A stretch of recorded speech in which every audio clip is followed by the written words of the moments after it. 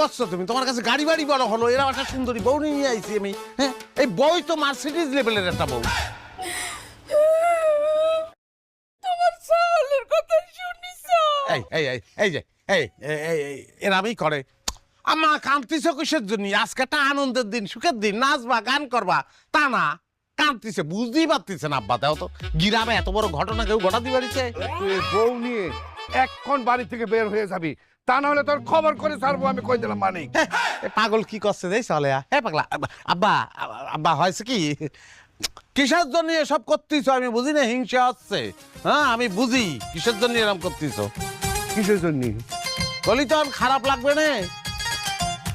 আমি এরকম একটা সুন্দরী বউ বিয়ে করে আনিছি, তুমি নিজে তো একটা সুন্দরী বউ এরকম বিয়ে করে আনতে পারো নি।